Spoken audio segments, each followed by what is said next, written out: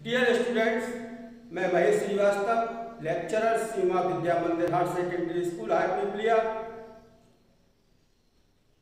Online education system के अंतर्गत आज मैं class 10 English medium social science का lesson first resources of India का पार्ट 12 यानी 12वां जो पार्ट है उसको लेकर उपस्थित हूँ।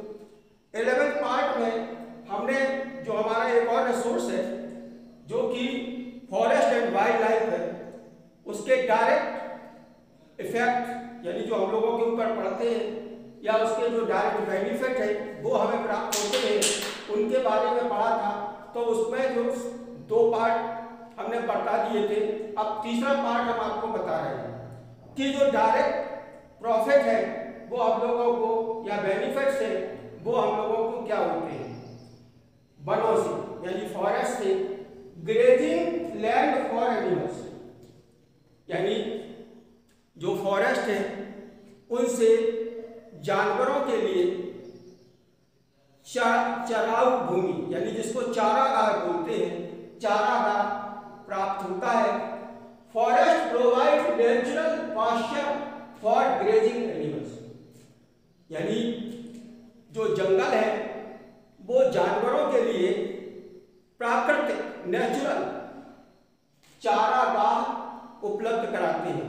उसमें कोई खाद वगैरह से पैदा की हुई घास नहीं है, बिल्कुल नेचुरल ग्रास होती है जो जानवरों के लिए उनको स्वादिष्ट भी होती है और उनके लिए स्वास्थ्यवर्धक भी अधिक होती है।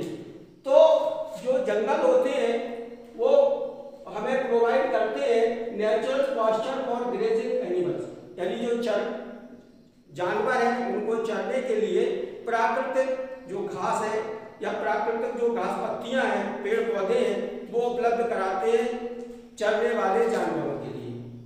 आपने देखा होगा जंगल के अंदर तो जो होता ही है और जंगलों के आसपास भी घास की मात्रा बहुत अधिक होती है क्योंकि वो जंगल हरे भरे रहते हैं, उससे मॉइस्चर बना रहता है और उससे प्राकृतिक जो घास है, पत्तियां हैं वो उगती रहती है जो जानवरों के लिए लाभदायक है और वो जानवर उन्हें खाना भी पसंद करते हैं।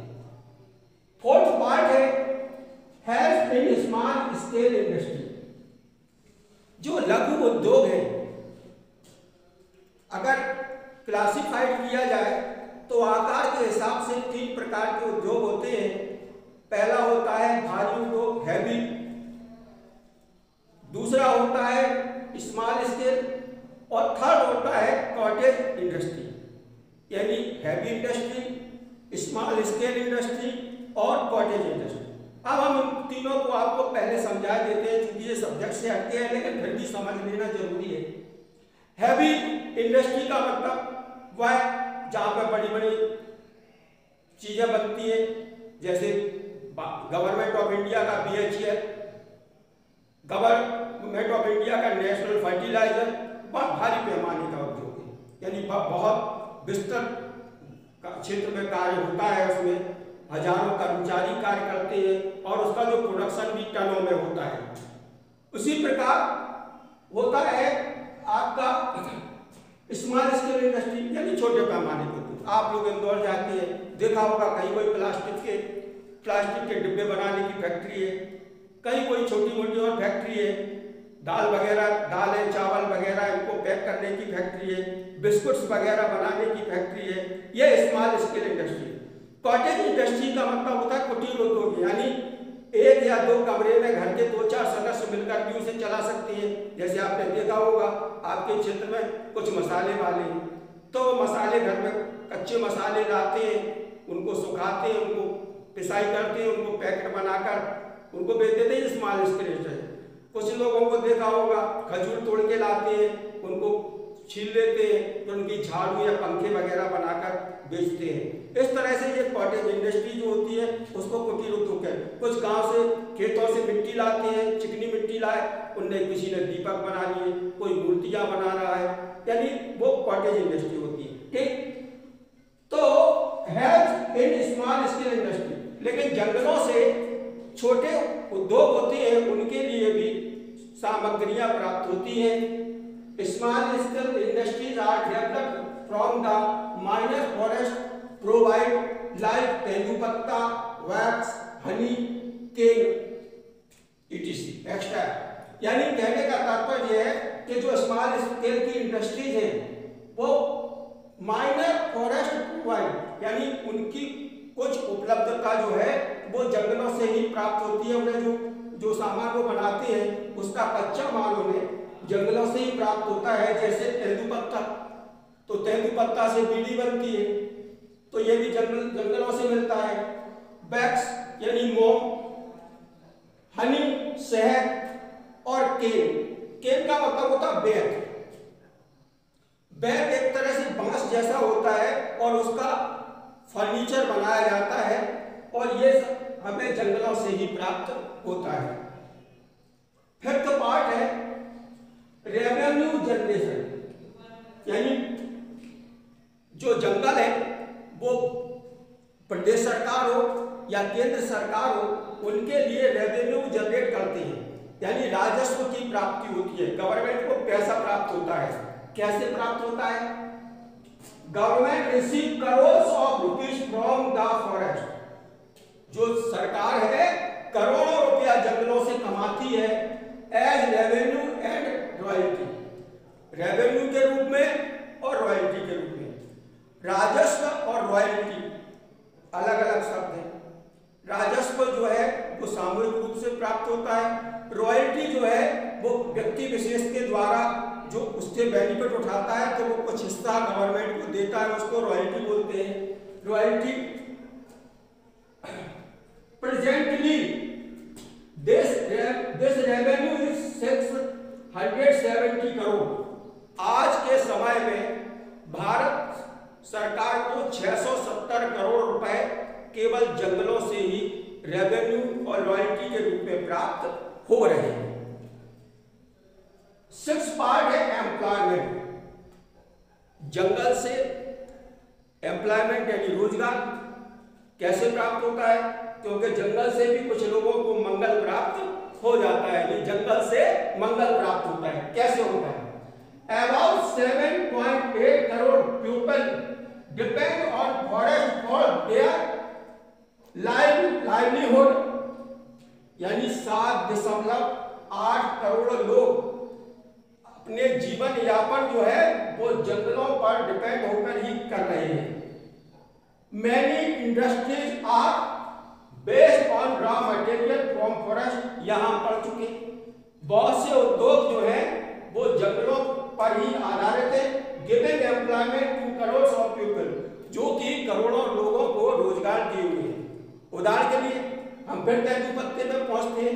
तेंदुपत्ता है जंगलों में होता है, अब उसको कलेक्ट करने वालों को रोजगार है, उसको जो एक जगह इकट्ठा करता है उसको रोजगार है, वो जिसे भेजता है उसके लिए रोजगार है, जो वहां फैक्ट्री है उसमें जो वर्कर है उनके लिए रोजगार है, जो वहां से बेच रहे हैं जो स्टॉकिस्ट है उनके लिए रोजगार है, और जो बेच रहे हैं दुकानदार उनके लिए रोजगार है। अब अकेले तेंदुपत्ते से कितनी बड़ी चेन है जो कि लोगों को रोजगार दे रही है। इस प्रकार ये तो होगा डायरेक्ट बेनिफिट। अब आते हैं हमें इनडायरेक्ट बेनिफिट। जो फॉरेस्ट होते हैं उनसे हमें इनडायरेक्ट यानी जो हमें दिखाई नहीं देते लेकिन हो रहे हैं यानी होते हैं वो बेनिफिट होते हैं। सबसे पहला है कंट्रोल सॉइल इरोजन, यानी जो जंगल है वो जो मिट्टी का अपरदन होता है, इरोजन होता है, उसको रोकते हैं। हम लोगों ने सॉइल पार्ट में पढ़ा था सॉइल इरोजन, तो सॉइल इरोजन के कई कारण होते हैं लेकिन जंगल जो है वो सॉइल इरोजन को रोकते ही हैं। Trees firmly enclose and considerably reduce soil erosion, यानी अच्छी तरह से एनक्लोज होकर और सहयोग करते हुए जो जंगल है वो सॉइल इरोजन को रोकते हैं। Trees hold fertile top layer of soil, और जो पेड़ हैं वो fertile top layer of soil, यानी मिट्टी की जो ऊपरी तह है उसको उपजाऊ बनाते हैं, क्योंकि पेड़ों से गिरी हुई जो पत्तियां होती हैं वो सड़ती है, उनसे ह्यूमस बनता है और ह्यूमस ही उपजाऊ होता है खेती के लिए। जो टॉप लेयर होती है उसको ही, उसमें ह्यूमस मिला होता है, तो जो है वो फर्टाइल करती है टॉप लेयर, यानी fertile top layer of soil, यानी मिट्टी की ऊपरी परत को उपजाऊ बनाती है। नेक्स्ट पार्ट है कंट्रोल द क्लाइमेट, यानी जो क्लाइमेट है उसको कंट्रोल करते हैं। Forest act as speed breaker to build, जो जंगल होते हैं वो गति अवरोधक यानी स्पीड ब्रेकर के रूप में काम करते हैं। To build which check the velocity of hot and cold wind, यानी जो जंगल होते हैं वो स्पीड ब्रेकर का काम करते हैं और जो हवाएं होती हैं उनको रोकने का काम करते हैं। चेक द वेलोसिटी, वेलोसिटी माने उनका वेग, यानी उनके वेग को, of the hot and cold wind, यानी ठंडी और गर्म हवाओं को रोकते हैं। द क्लाइमेट और फॉरेस्ट एरिया रिमेन्स टेम्परेट, यानी जो जंगल के आसपास या जंगलों का इलाका होता है वो टेम्परेट होता है, ना ज्यादा गर्म ना ज्यादा ठंडा। यदि हम ठंड में वनों में रहेंगे तो हमें ज्यादा ठंड महसूस नहीं होगी, और गर्मी में रहेंगे तो वहां पर हमें ठंडक प्राप्त होगी। तो टेम्परेट यानी जो समशीतोष्ण, यानी शीतोष्ण जलवायु रखते हैं, ठंडा गर्म यानी बराबर, शीतोष्ण यानी ठंडा भी और गर्म भी इक्वल। तो इस तरह से वनों से हमें इनडायरेक्टली बेनिफिट है, कुछ और बेनिफिट्स है इनडायरेक्ट, वो हम अगले चैप्टर में आपके सामने लेकर उपस्थित होंगे। धन्यवाद।